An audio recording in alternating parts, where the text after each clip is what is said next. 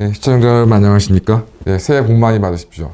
대표님께서 예고하신 대로 이제 주말에 진행되던 이제 이몽수의 정상회담을 이제 당분간 이제 제가 혼자 좀 진행하게 되었습니다. 그러니까 이 기회를 통해서 형님 20일과 대표님의 대선 활동, 기타 여러 가지 좀 여러분과 함께 나누고 싶은 내용들을 이제 준비해서 말씀을 드리도록 하겠습니다. 그러니까 오늘 이제 첫 번째 일부로 말씀드리고 싶은 내용은 이제 1월 1일자 조선일보 이제 미래 세대를 위한 재원이란 제목의 이제 저출산 고령화 대책이라고 해가지고서 이제 김동섭 한림대 개공 교수와 광래건 기자가 작성한 기사를 가지고 말씀을 드리도록 하겠습니다. 아시는 바와 같이 지금 현재 대한민국은 정말 저출산 고령화 대책에 대해서 아무런 성과를 지난 20년 동안 보이지 못하고 있습니다.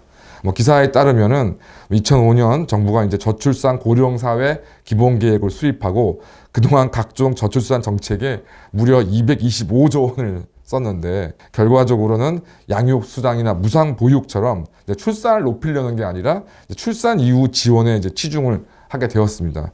결과적으로 많이 아시는 바와 같이 합계 출산율, 이게 이제 여성이 이제 평생 낳을 아기의 이제 수를 이제 수량화한 것인데 그게 2015년 1.24명에서 2021년에 0.84명으로 줄었고요. 같은 기간 2015년 출생아 수는 43만 명에서 작년 2021년은 27만 명으로 대폭 줄었습니다. 특히 이제 눈에 띄는 것이 혼인 5년차 부부들이 낳은 평균 아기 수가 최근 5년간 1.3명에서 1.1명으로 좀 줄어들었고요.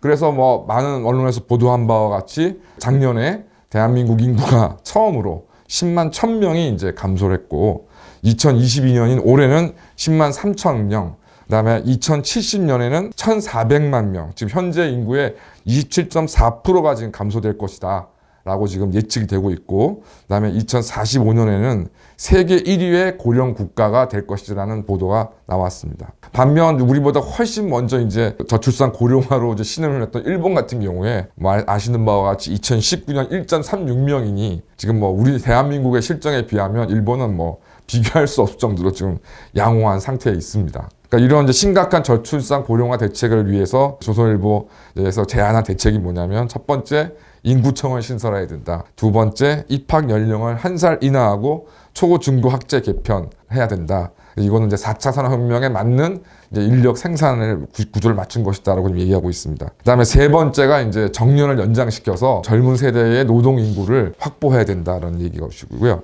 그 다음에 이제 네 번째가 전 계층에 지금 현재 이제 난임에 대해서 고생하고 있는 부부들에 대해서 국가가 당연히 난임 시술비를 지원해주고 있는데 저소득이나 이제 고소득 계층을 제외하고서 지금 지원이 되고 있는데 이런 것들을 다 전 계층에 걸쳐서 지원을 하자.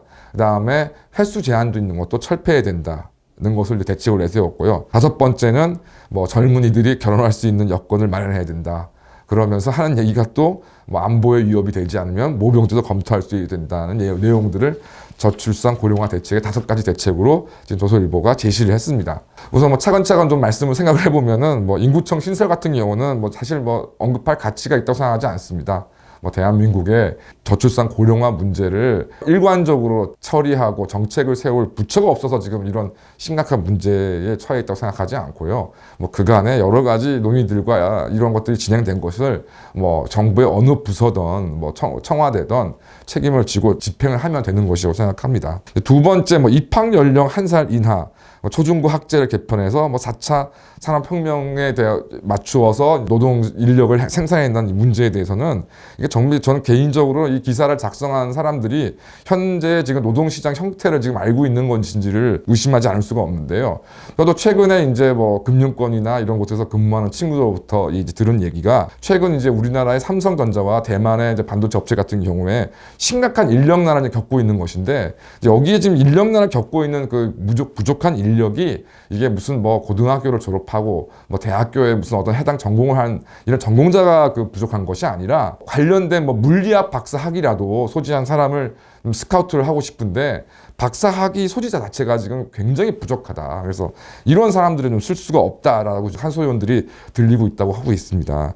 그러니까 그 다음에 결과적으로 4차 산업혁명이라는 것이 자율주행이라던가 여타 이런 굉장히 고도의 기술을 요구하는 부분이기 때문에 뭐 단순한 학부 전공 수준 정도의 근로자로서는 택도 없는 것이고, 결과적으로 박사학위 자체가 어떤 뭐 고기능, 고실력을 담보하는 것은 아니지만은 그런 오히려 정말 고도의 기술과 능력을 가지고 있는 근로자가 필요한 것이기 때문에 뭐 지금 현재 우리나라에서 뭐 한 살 학교를 일찍 들어간다거나 뭐 초, 중, 고 현재 633 제도를 지금 현재 뭐 543 뭐 이런 식으로 지금 얘기가 나오고 있는데, 그런 거하고는 전혀 이제 무관한 이야기고, 물론 뭐 자체적으로 보면은 입학 연령을 이제 앞당겨서 특히 이제 현재 그 의무제로 되어 있는 징병제 같은 걸 고려했을 때 뭐 한 살이라도 더 많은 젊은이들이 이제 사회에 진출할 수 있도록 도와줘야 될 필요가 있다. 뭐 이런 부분 정도야 뭐 얘기해 볼 수 있는 것이지만, 그것이 결코 저출산 고령화 대책이 될 수는 없다고 생각합니다. 그러니까 현실적으로 지금 전 세계 교육계가 사실 시름시름 이제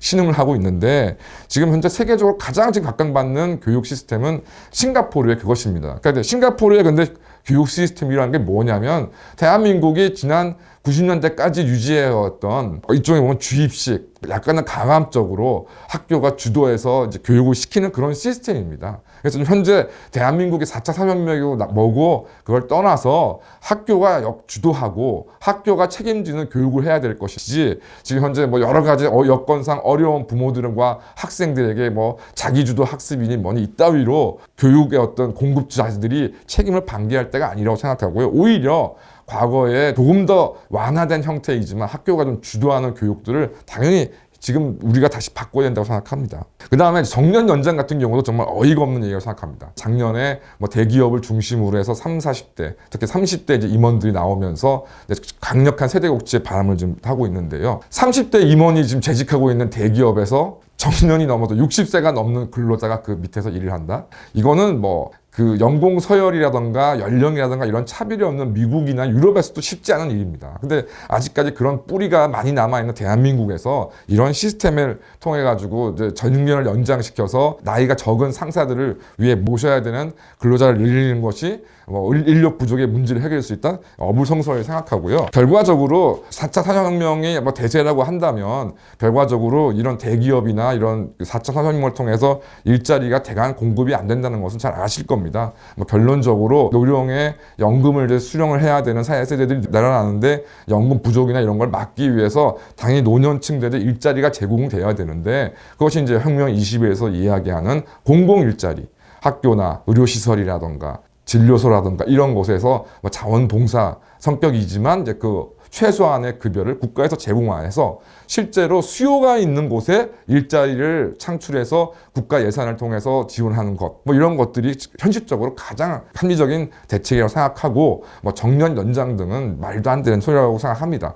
실제로 그 박근혜 정부 때 임금 피크제라고 해가지고서 정년을 2, 3년을 실제로 늘렸는데, 대부분의 지금 대기업이나 공공기업에서 어떤 일이 벌어지고 있냐면, 뭐 예전 같으면 퇴진 몇 개월 전에 주었던 휴가를 1년 내지 2년 전에 휴가를 이제 안식년 휴가 같은 걸 줘가지고, 실제로는 임금 소득도 보전이 못 될 뿐더러 실제 근무하는 기간도 예전과 크게 달라지지 않았습니다. 그러니까 결과적으로 뭐 박근혜 정부가 앞장서서 정책을 세웠지만 눈 가리고 아웅식의 지금 임금 피크제가 지금 실시되고 있는 상황입니다. 그래서 이런 걸 봤을 때 정년 연장을 통한 노인 일자리 창출 및 연금의 재정을 부담을 덜한다는 얘기는 말이 안 된다고 생각하고요. 그다음에 이제 실질적으로 이제 관련이 있는 얘기가 역시 이제 난임 치료의 이제 문제인 것인데, 물론 난임 치료에 관해서 여러 가지 의료비 부담이 상당한 것은 사실입니다. 그런데 문제는 이것이죠. 그러니까 난임 치료 비용이 그렇다고 해서 뭐 여러 가지 혜택을 안 받는다고 해서 그게 몇억 원씩 되는 게 절대 아닙니다. 그러면은 여러 가지 계층적으로 뭐 물론 거기에 부담이 되는 분들도 많으시겠지만, 결과적으로 아이를 갖지 않는 이유는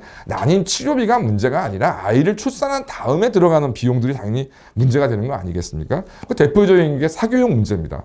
뭐 일전에 제가 방송에서 소장님과 말씀드린 적이 있습니다만은, 제 주위에 서울대에 근무하는 교수들이 있습니다. 제가 뭐 다른 대학의 경우는 잘 모르겠는데 최근 이제 몇 년 동안 서울대에서는 뭐 대폭적으로 교수 관사 등을 아파트 등을 이제 마련해가지고 뭐 어지간하면 이제 관리만 내고 교수들 같은 경우는 관사에서 거주할 수 있습니다. 심지어 뭐 대학원생 연구생들도 마찬가지입니다. 근데 이들이 이제 당연히 싼 비용으로 이제 주거가 제공되니까 거기서 잘 지내다가 다 이사를 나옵니다. 왜? 이제 아이들이 중학교에 입학할 때쯤 되면 이제 관악구 거기가 이제 중학교라던가 이런 것이 학군이라던가 사교육 시스템이 좋지 않거든요. 그래서 또 예외 없이 서울대학교 이제 관사에서 거주하다가 이제 아이들가 이제 중학교 입학할 쯤 되면 대거 이사를 나옵니다. 어디로 나가느냐? 대치동 인근으로 갑니다. 그래서 학원가를 편하게 가기 위해서 가는 곳을 봤을 때 이것이 이게 난임 치료의 문제가 절대 아니라고 생각하고 실제로 공공기관이 지방으로 많이 이전되었는데 아이들은 대부분 그 가장이라든가 부모와 떨어져서 수도권에서 거주합니다. 사교육 때문입니다.